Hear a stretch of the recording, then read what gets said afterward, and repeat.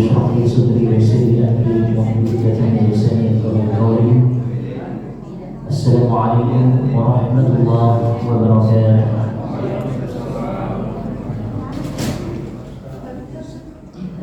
Alhamdulillah atas segala limpahan nikmat Allah Subhanahu wa taala. Malam hari ini kita berada pada malam ke-29 di bulan suci Ramadan. Ini adalah malam ganjil terakhir di bulan suci Ramadan ini. Semoga Allah Subhanahu wa taala memuliakan kita semua, khususnya yang masih tetap istiqomah menjalankan ibadah di bulan suci Ramadan ini. Yang maksudnya memuliakan Allah Subhanahu wa taala. Kalau ada barangkali Pak Buka yang tidak sempat bawakan buka puasanya, sama halnya penceramah. Penceramah seringkali juga tidak sempat hadir. Itu karena banyak hal. Boleh jadi karena kejauhan, atau karena ada kegiatan atau agenda-agenda di luar dari jadwal sebelumnya, sehingga kemudian memungkinkan ada satu dan lain hal yang beliau dan kita ini para penceramah, apalagi di akhir-akhir Ramadan seperti ini Pak, sudah banyak juga penceramah yang pulang kampung. Ya. Kalau saya dengar marbotnya sudah pulang kampung, alhamdulillah penceramah malam hari ini masih ada Pak. Ya.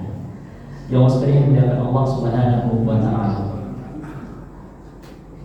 Saya coba mengangkat sebuah hadis kata Rasulullah sallallahu alaihi wasallam, sab'atun yudhilluhumullahu yawma la dhilla illa dhilluh. Dalam sebuah hadis yang cukup panjang jamaah sekalian, kata Rasulullah sallallahu alaihi wasallam, ada 7 golongan yang mendapatkan Allah Subhanahu wa taala, yang mendapatkan perlindungan Allah Subhanahu wa taala pada hari kiamat nanti. Di mana saat itu jamaah sekalian, begitu luar biasa suasana pada hari akhirat, pada padang mahsyar berikutnya itu. Bahkan saking berbahayanya, saking begitu luar biasanya, maka digambarkan jarak manusia dengan matahari itu hanya 1 jengkal saja. Saking begitu luar biasa berbahayanya di saat itu. Tetapi ternyata Allah Subhanahu wa taala memberikan perlindungan kepada 7 kelompok VIP, 7 kelompok khusus yang diberikan perlindungan oleh Allah Subhanahu wa taala, yang tidak diberikan perlindungan ini kecuali hanya pada 7 golongan ini. Jamaah sekalian dimuliakan Allah Subhanahu wa taala. Saya hanya membahas 1 golongan saja Pak. Kalau dibahas 7 golongan ini sudah lewat Ramadan. 1 golongan saja. Salah satu di antaranya kata Rasulullah SAW, ini cukup panjang penjelasannya. Saya mengutip 1 bagian saja. Kata Rasulullah SAW di antaranya itu, rajulun mu'allaqun qalbuhu fil masajid. Kata Rasulullah, salah satu di antara golongan yang Allah Subhanahu wa taala berikan perlindungan khusus pada hari kiamat nantinya adalah mereka yang selalu terpaut hatinya di rumah Allah Subhanahu wa taala. Orang-orang yang kemudian selalu memberikan perhatian luar biasa terhadap rumah Allah Subhanahu wa taala. Orang-orang yang selalu memberikan hal-hal yang begitu luar biasa terhadap masjid, terhadap rumah Allah Subhanahu wa taala. Maka seringkali kemudian kami sampaikan jemaah sekalian, terhadap mereka yang dekat dengan masjid, terhadap mereka yang kemudian mengurusi rumah Allah Subhanahu wa taala adalah bagian orang-orang yang dimuliakan oleh Allah Subhanahu wa taala. Bahkan sebenarnya kalau kita perhatikan, salah satu hal yang paling utama dan seringkali tempat yang seringkali disebutkan Allah di dalam Al-Qur'an dengan berbagai macam keutamaannya. Salah satu tempat yang sangat urgen, tempat yang begitu luar biasa di dunia ini, tempat itu adalah masjid, rumah Allah Subhanahu wa taala.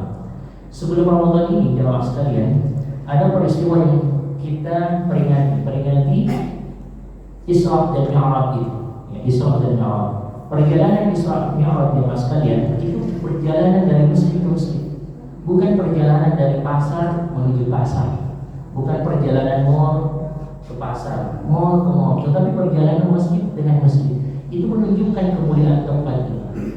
Bahkan Rasulullah menjelaskan, tidaklah kalian melakukan sebuah perjalanan, melakukan rihlah itu kecuali mengunjungi 3 masjid yang paling utama. Ini masjid lain yang salah satu disebutkan oleh Rasulullah SAW itu, kemana 3 masjid ini yang kemudian baiknya kita berkunjung itu. Maka disebutkan yang pertama adalah Masjidil Haram di Makkahul Mukarramah, kemudian Masjidil Aqsa, dan kemudian kata Rasulullah masjidku di Masjid Nabawi di Madinah. Jemaah sekalian dimuliakan Allah Subhanahu wa taala. Sekali lagi ini menunjukkan kepada kita betapa luar biasanya masjid itu. Bahkan dalam hadis yang lain, man syahida rajulan yamshi ila masjid falyashhad bi annahu bil iman. Siapa yang menyaksikan seseorang yang berjalan menuju rumah Allah, falyashhad bi annahu bil iman, maka bersaksilah orang itu adalah orang yang beriman kepada Allah.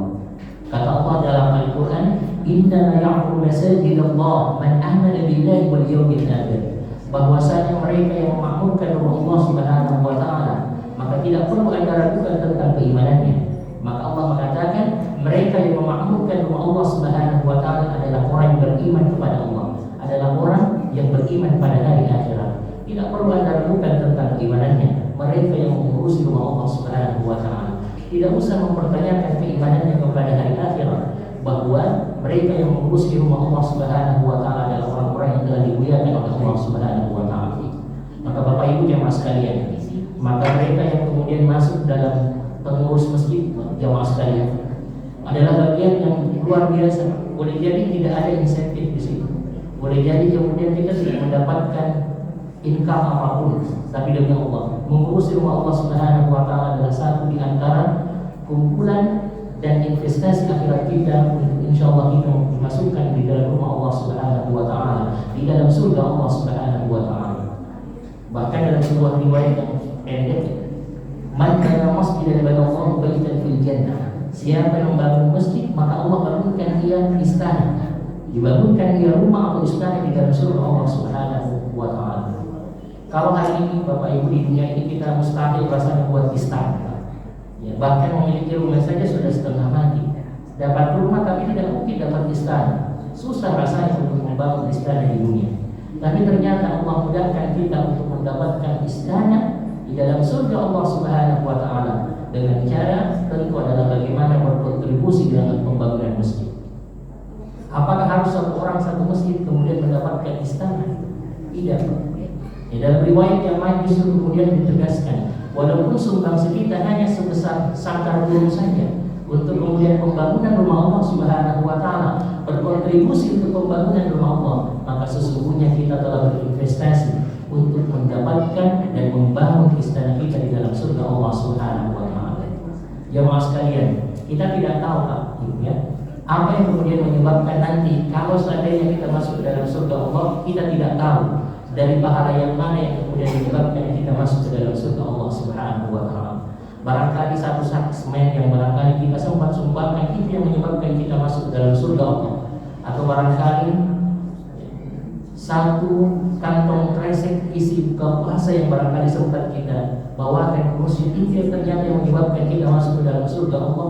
Atau barangkali ada hal-hal yang istimewa yang kemudian kita berikan kepada rumah Allah Subhanahu wa taala, maka dalam sesuatu yang begitu luar biasa dan menjadi investasi akhirat kita untuk mendapatkan istana kita di dalam surga Allah Subhanahu wa taala. Jemaah sekalian dimuliakan Allah, saya tahu persis Pak keadaan pengurus masjid dari awal Ramadan sampai kemudian di penghujung Ramadan. Luar biasa. Dan saya sendiri adalah pengurus masjid. Saya juga pengurus masjid dan saya paham betul bagaimana kondisi psikologis yang begitu luar biasa. Dengan begitu waktu kelelahan mengurus masjid, tapi saya yakin dan percaya Bapak Ibu, aktivitas dan kerja-kerja luar biasa ya jemaah sekalian, para pengurus masjid yang dekat dengan masjid adalah menjadi bagian yang insya Allah menjadi akan saksi Allah Subhanahu wa taala, yang barangkali insya Allah menjadi salah satu asbab yang menyebabkan kita masuk ke dalam surga Allah Subhanahu wa taala. Yang terakhir jemaah sekalian, dalam sebuah riwayat dijelaskan, kata Rasulullah SAW, diriwayatkan dalam kitab Al-Mustadrak Al-Hakim, dalam banyak riwayat-riwayat yang serupa, Rasulullah SAW diceritakan ketika beliau sementara khutbah akan khutbah Jumat. Dalam riwayat yang lain disebutkan beliau sementara akan menyampaikan tausiahnya. Ketika beliau naik ke mimbar, melewati 3 anak tangga untuk naik ke mimbar, maka terdengar Rasulullah SAW mengucapkan kata amin kepada.